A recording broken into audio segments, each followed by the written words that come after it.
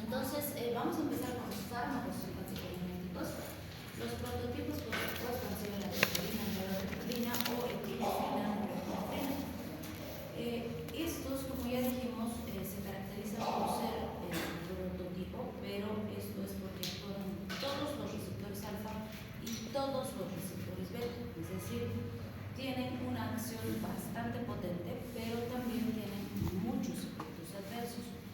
Dentro de todo lo que pueden producir, los efectos predominantes van a ser los siguientes. Pueden producir vasoconstricción, y esa vasoconstricción es bastante potente y estaría mediada por su potente acción en alfa-1 y alfa-2 postsinaple. También se ha visto una disminución de la liberación de noradrenalina, esto asociado al efecto alfa-2 principalmente. También se ha visto un efecto cronotrópico e inotrópico positivo, y esto estaría ligado al efecto beta-1. También se ha visto vasodilatación a nivel arteriolar, broncodilatación y activación de la glucogenólisis, y esto estaría ligado a beta-2. Entonces, por todos esos efectos vamos a tener una respuesta bastante amplia. Estos fármacos se pueden usar intravenosos, inhalatorios e incluso existen para la administración tópica. No vamos a ver todas las situaciones en las que se usan, pero sí vamos a ver algunas de las más importantes, y por supuesto eso nos da luces de las situaciones en las que se puede utilizar y las dos formas en cómo se puede utilizar. Uno de los cuadros en los que se ha usado últimamente este grupo ha sido las crisis asmáticas. Evidentemente, en algún tiempo era el fármaco de primera elección de pacientes con crisis asmáticas. Sin embargo, en la actualidad no son fármacos de primera línea, porque se tienen los beta-2 agonistas, que son mucho más selectivos y tienen menos efectos adversos.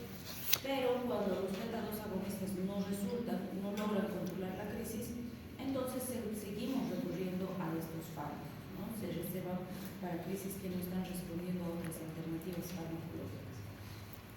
¿Cómo se usa? Podemos darle subcutáneo o intramuscular de 0.3 a 0.5 ml. Esto en general es de una dilución, 1 en 1000 o 1 en 100.000, o perdón, 10.000, dependiendo de la necesidad y la gravedad del cuadro que estamos utilizando. No se suele usar adrenalina pura, no sino dilución. Y esto podemos repetir cada 4 horas o cada 20 minutos, dependiendo de la necesidad que tengamos, o cada hora o cada 2 horas, dependiendo de cómo está evolucionando el paciente. Si tenemos pacientes con un shock severo, podemos darles intravenoso de 0.1 a 0.25 ml, intravenoso con una dilución 1 en 10.000. Entonces, es también bastante lentito, con mucho cuidado, con monitorización del paciente, pero nos va a ayudar a estabilizar al paciente. La dilución, esa dilución más bien le vamos a pasar más o menos en 5 a 10 minutos, y podemos repetir esa dosificación cada 5 o cada 15 minutos en base a las necesidades del paciente. En un paciente con un shock anafiláctico, podemos darle también 0.3 a 0.5 ml de solución de una dilución 1 en 1000, ya sea por vía subcutánea o intramuscular. Y podemos repetir esto cada hora o cada 2 horas. En el caso que decíamos de la señora que había tenido el edema de glotis a la reacción de hipersensibilidad al complemento, esto podía haberla salvado, ¿sí? Entonces esto es algo que sí tenemos que manejar para alguna situación de emergencia que se pueda hacer.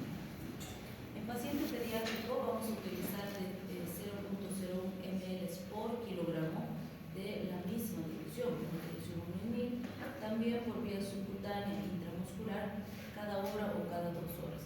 Incluso se mencionan algunas literaturas que se puede administrar esta misma concentración por vía sublingual, llegar directamente por debajo de la lengua, para conseguir los resultados si no tuviéramos acceso a las otras vías. También se puede considerar, o bueno, utilizar la epinefrina para lo que es la reanimación cardiopulmonar.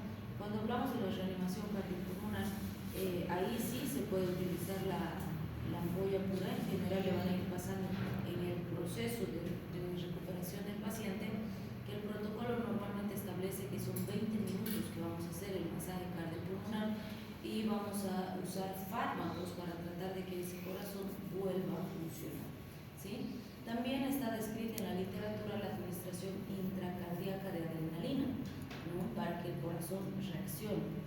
Pero la administración intracardíaca, es decir, la inyección directamente en el corazón, se debe realizar solamente si el personal está altamente capacitado y tiene pues experiencia en la administración, porque si no se hace correctamente puede más bien producir mayor complicación o mayor riesgo en lugar de beneficio.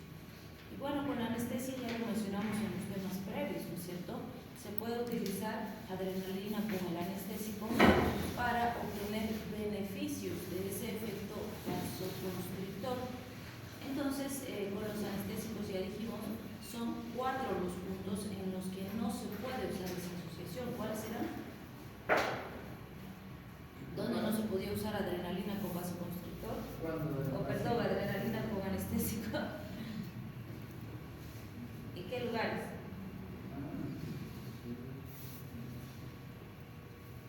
Son 4.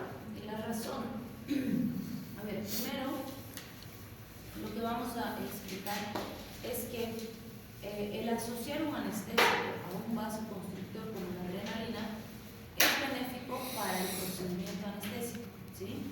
No porque va a mejorar la anestesia, sino porque cuando anestesiamos depositamos el anestésico en un compartimento, ¿sí? Y si ese anestésico sale de ese compartimento, ya desaparece el efecto anestésico, ¿sí? Segundo, el efecto anestésico aparece cuando la concentración del fármaco aumenta en el sitio donde lo hemos administrado. Y además, los efectos adversos sistémicos aparecen cuando el anestésico llega a salir de ese sitio administrado. Entonces, digamos que en este tejido hemos puesto el anestésico y se va a concentrar. Entonces, como no somos impermeables de ese tejido donde estamos depositando, por decir, si es una herida en piel y estamos infiltrando la piel, tarde o temprano de aquí va a pasar al torrente sanguíneo y eso va a hacer que se distribuya a nivel sistémico, ¿sí? Entonces, si yo produzco aquí vasoconstricción y cierro estos vasitos, va a tardar más tiempo en salir de este sitio. ¿Qué me da eso? Más tiempo para poder trabajar, limpiar, suturar, etc. Se concentra más rápido ahí y eso hace que aparezca más rápido el efecto anestésico.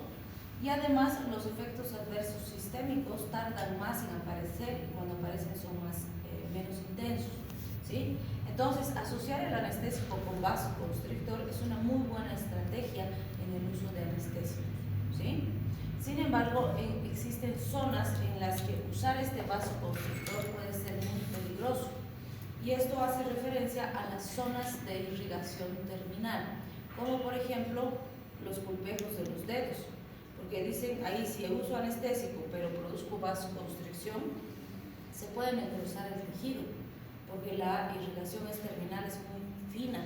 Entonces, esa vasoconstricción puede inducir más bien necrosis y que después tengan que amputar ese segmento, ¿sí? Entonces, la utilización de la adrenalina junto con los anestésicos tiene 4 puntos de contraindicación, es decir, 4 lugares donde no se puede usar asociado.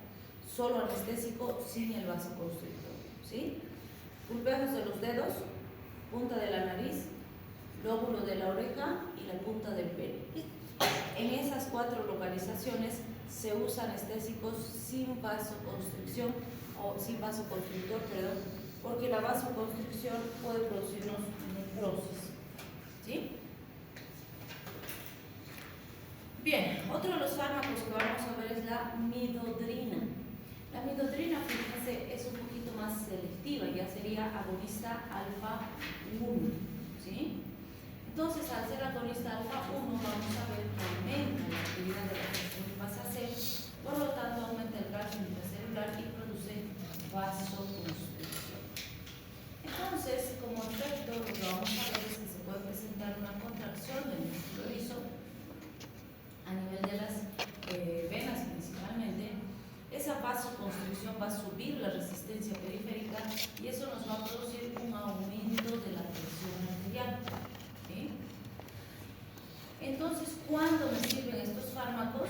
En pacientes con hipotensión ortostática, pacientes con incontinencia urinaria, porque es cierto, aparte de producir ese efecto en el músculo, en la vasculatura, también produce mejor continencia urinaria, porque va a relajar el reclusor y va a contraer el trígono, ¿sí? Entonces, en la hipotensión ortostática, ¿por qué me sirve este fármaco? Porque el paciente cuando tiene hipotensión ortostática, ¿qué le pasa? ¿Cuál es su problema? ¿Por qué se complica? ¿Qué es la hipotensión ortostática?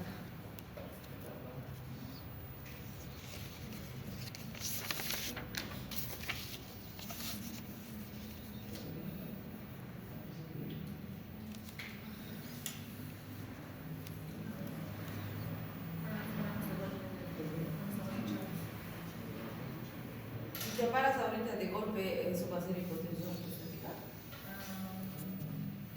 Es una forma de presión arterial baja, digamos, cuando ocurre cuando nos ponemos de pie, a veces de golpe estamos echados en la cama y nos paramos de golpe. Entonces sentimos esa sensación también. Pero ahora si tú te paras de golpe, ¿será que tienes hipotensión ortostática? Ahora ¿Por qué? ¿Y si toditos se paran, algunos se desmayarán? ¿Por qué? Por el cambio brusco. Y solo en algunos se produce el cambio brusco. Depende de la velocidad. Y si todos se levantan en la misma velocidad, Puede así generar una tensión. ¿por qué?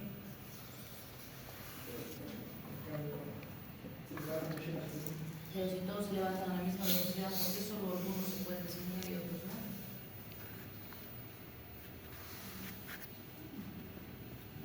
Tienen que manejar bien sus definiciones.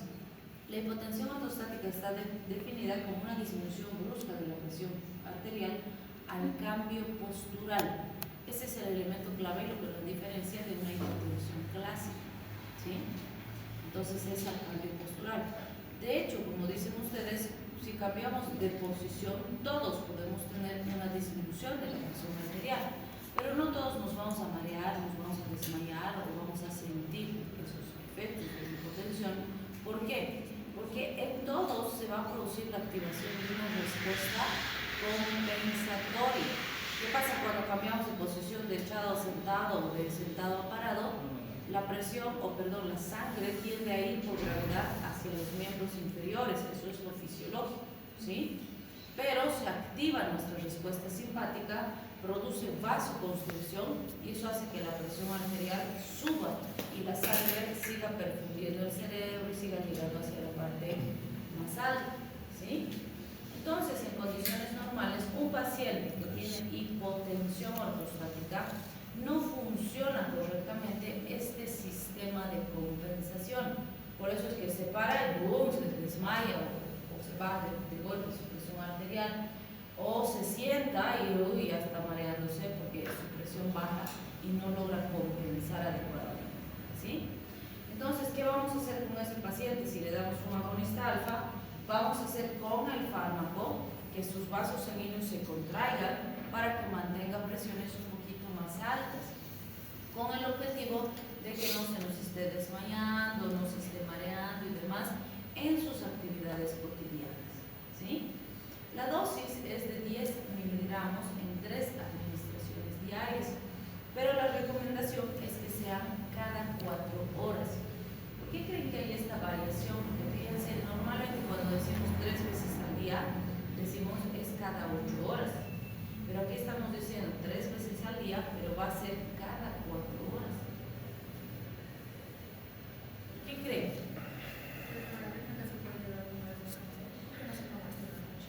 ¿Por qué?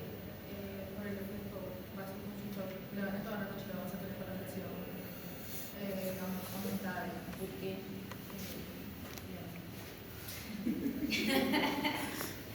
Ya, está muy bien. La idea es que la última dosis que va a recibir el paciente sea antes de las 5 de la tarde, ¿sí? No debe tomar una dosis después de las 5 de la tarde, justamente porque cuando estamos durmiendo en la noche, estamos en decúbito, las presiones se igualan, ¿sí? Entonces las presiones entre las extremidades y el corazón y demás están igualadas. Entonces, si nosotros a un paciente que está recostado le generamos vasoconstricción sostenida, eso va a elevar su presión arterial, ¿sí? Porque cuando necesitamos esa vasoconstricción, cuando está parado y la gravedad está bajando el sangre, ¿sí? En cambio, cuando está en decúbito no hay ese efecto de la gravedad, que las presiones están igualadas. Y si yo genero vasoconstricción, ¡pum!, se dispara la presión arterial, ¿sí? Entonces, la idea es que el paciente tenga buen efecto farmacológico durante el día, que es donde está realizando sus actividades, está caminando, se está echando, se está sentando, se está parado, ¿sí? Entonces, por decirles, le doy la primera dosis a las 7 de la mañana, 8, 9, 10, 11, la segunda dosis, 12, 1, 2, 3, la tercera dosis a las 3 de la tarde y ya está perfecto, ¿sí? Entonces voy a tener un buen control sintomático de día y menos riesgo de noche, ¿sí? Bien, y en la incontinencia urinaria se puede usar de 2.5 a 5 miligramos en 2 a 3 administraciones diarias en pacientitos que tienen incontinencia por causas diferentes. Obviamente aquí la recomendación es la misma que habíamos visto en capítulos previos, donde vamos a decir que se tiene que vigilar al paciente, se tiene que pesquisar la causa de la incontinencia, porque el fármaco nos va a ayudar a disminuir la incontinencia al relajar el detrusor y cerrar mejor el trígono, pero no está solucionando el problema. Si fuera un prolapso vesical o un descenso vesical, hay que corregir el descenso, hay que fortalecer el piso de la pelvis y demás, porque el fármaco solito no va a ser suficiente, ¿sí? O por ejemplo, no sé, si fuera que el pacientito tiene algún otro tipo de problema emocional o alguna otra situación, tengo que ver qué es lo que está ocasionando esa incontinencia, ¿sí? Bien. Si hablamos de la fenilefrina, esta es agonista alfa 1 también. Entonces, ¿cuáles serían los efectos? Agonista alfa 1, vasoconstricción, midriasis a nivel del ojito, cicloplegia a nivel del ojito y descongestión. Entonces, fíjense, cuando hablamos de la hipotensión, se puede usar en hipotensión aguda, ya sea por vía subcutánea o intramuscular. En adultos vamos a dar de 2 a 5 miligramos cada 10 a 15 minutos y en niños de 0.1 miligramos por kilogramo cada hora o cada 2 horas viendo la respuesta. Aquí también les digo lo siguiente, ¿qué debo considerar? Tengo que ver por qué el paciente tiene hipotensión, porque me dice además es una hipotensión aguda. Pues por ejemplo, si mi paciente ha tenido una hemorragia y ha perdido mucha sangre, va a tener hipotensión aguda, ¿sí?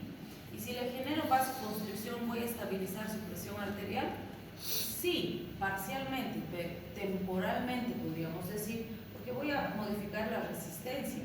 Pero el problema de ese paciente es que ha perdido volemia, ¿sí? Y si no restituyo esa volemia, tarde o temprano esa vasoconstricción que estoy generando igual va a fracasar, porque el problema es que no hay suficiente sangre, ¿sí? Entonces tengo que retener volumen y solucionar la causa. Pero el vasoconstrictor me va a ayudar a ganar tiempo, ¿sí? Entonces, siempre que hay hipotensiones agudas, es fundamental investigar la causa, tratar de determinar la causa, porque así voy a poder tener modificaciones más apropiadas, ¿sí? Bien, en la congestión nasal, ¿cuál sería el beneficio de usar un fármaco de estos en un paciente con congestión nasal? Está así como cuando están resfriados, que no puede porque su nariz está toda inflamada, congestionada y no pasa el aire y salen los mocos y demás. ¿Cuál sería el beneficio? ¿Por qué? Porque hasta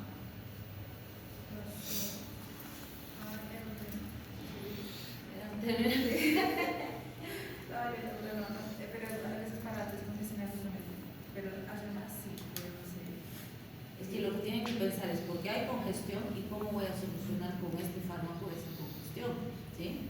Entonces recuerden que la congestión que el paciente siente, esa constipación a nivel de la naricita, porque a veces van a ver que ni siquiera hay mucho moco, pero no pasa el aire y el paciente está ay, no puedo respirar, ¿no? Porque es como si estuviera tapado su naricita, ¿no? Entonces, el problema ahí es el edema de la mucosa, ¿sí? Entonces hay vasodilatación, la vasodilatación hace que existan fugas de la microvasculatura y el intersticio está todo lleno de líquidos, secreciones de células inflamatorias y eso es lo que hace que estén hinchadas las paredcitas y no pasa el aire, ¿no? Y a veces, bueno, puede haber mucha secreción porque las fugas de la microvasculatura también van a producir la rinorrea, pero a veces ya no hay tanta rinorrea, pero esa congestión es la que incomoda porque el pacientito intenta sonar para vaciar y que se canalice el paso de aire y no funciona, porque no hay nada, es el edema de la mucosa, ¿sí?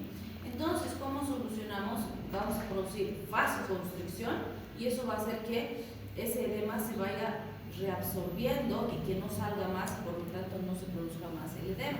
Por eso el paciente va a sentir que se abre su vía respiratoria, ¿sí? Entonces hay en gotitas que puedo poner gotitas en la naricita, también hay en puff, es decir, en narinetitas que se ponen en la naricita y se dispara, la otra naricita y se dispara, ¿no? O hay unos que son así para inhalar que tienen como mentol y demás que le ponen la naricita y inhalan, ¿no? Pero esos a veces tienen efecto de rebote también, entonces, y resecan la naricita, entonces hay que tener cuidado. Obviamente, pues son tratamientos sintomáticos. Si el problema es viral, tiene que ir pasando el proceso que le corresponde, ¿no? Si es bacteriano, claro, hay que atacar con los elementos bacterianos. Y aunque no crean, algo que ayuda mucho es la actividad física, porque la actividad física de por sí va a producir vasoconstricción. Incluso el paciente se da cuenta y dice, no, creo que es por flojera, porque me echo y ¡pam!, se tapa mi nariz. Entonces me pongo a hacer mis cosas y medio se destapa, ¿no? Entonces, no es por flojera, sino que la actividad genera la vasoconstricción que estamos buscando y ayuda a que se descongestione, ¿sí? Bien, el efecto midriático y ciclopléjico va a ser similar al que hemos visto con qué fármacos, con los anticolinérgicos. ¿Se acuerdan que decíamos que esa midriasis así sostenida nos va a ayudar a hacer el estudio de fondo de ojo, ¿sí? Y también nos va a ayudar a la recuperación en un postquirúrgico oftalmológico. Entonces sí, también se pueden usar estos fármacos, porque aunque el mecanismo es diferente, el efecto es el mismo. Una midriasis sostenida para realizar el procedimiento que necesitamos, ¿sí?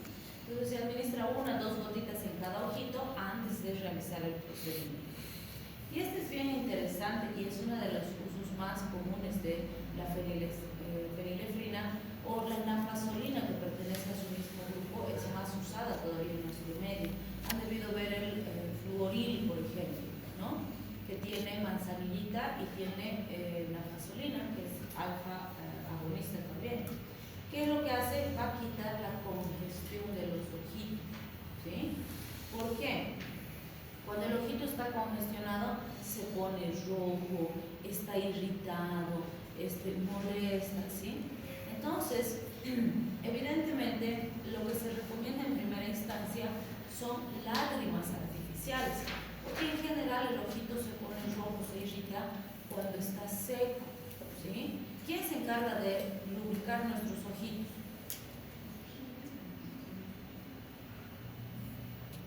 ¿Quién? Las lágrimas, pues, no es para llorar nomás. Cumple una función, en realidad no es para llorar, es para lubricar los ojitos.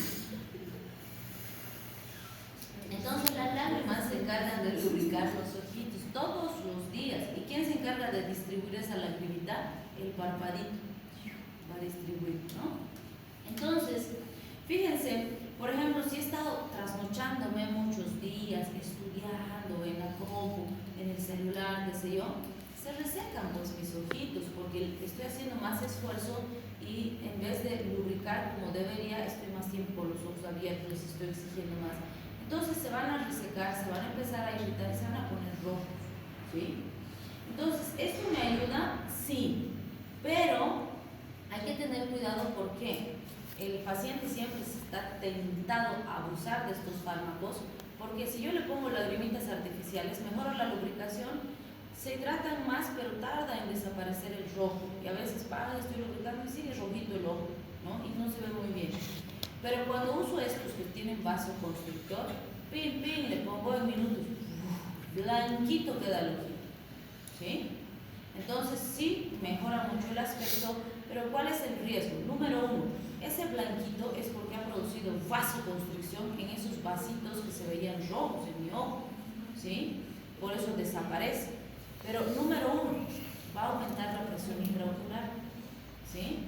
Número dos, esa vasoconstricción va a resecar más el ojito. Entonces se va a poner blanquito, pero está más seco, entonces después se va a irritar más, ¿sí?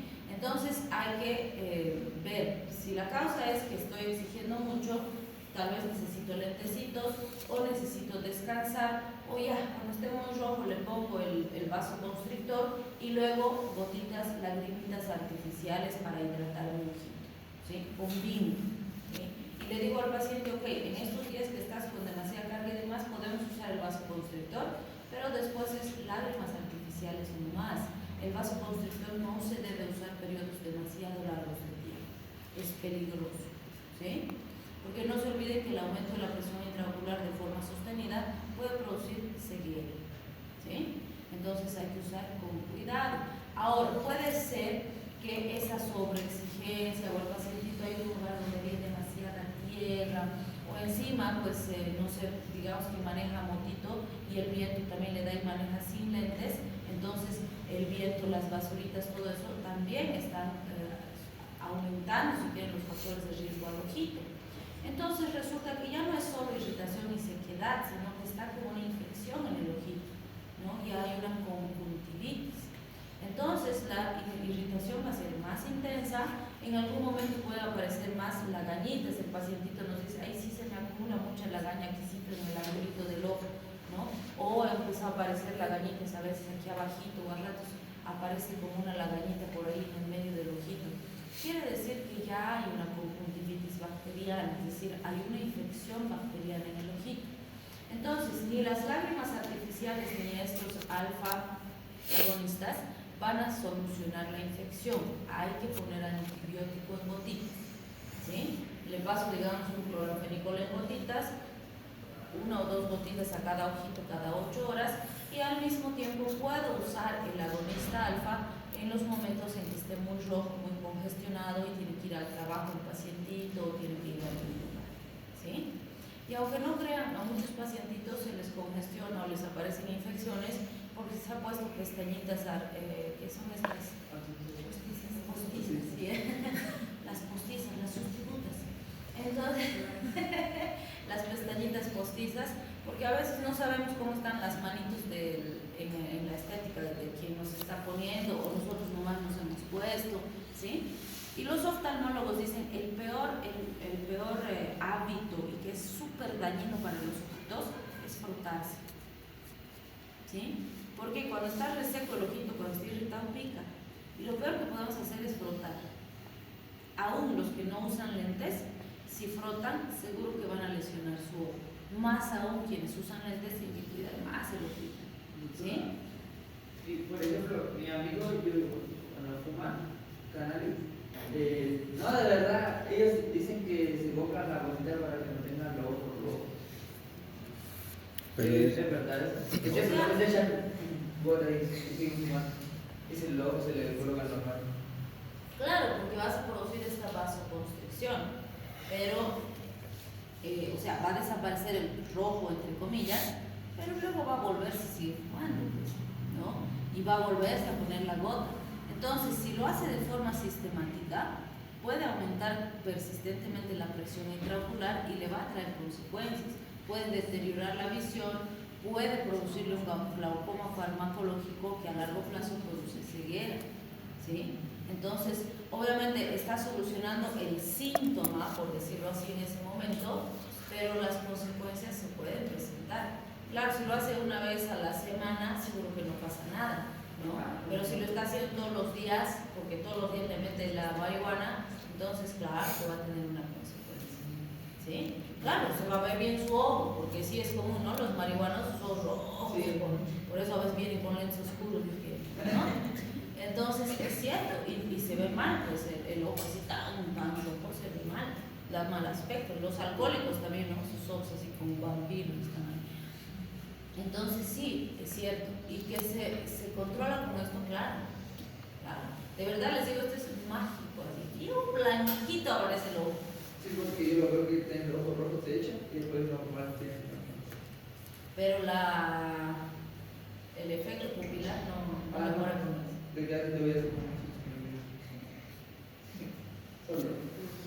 Entonces sí es muy importante explicarle al paciente que tiene que tener cuidado, ¿vale?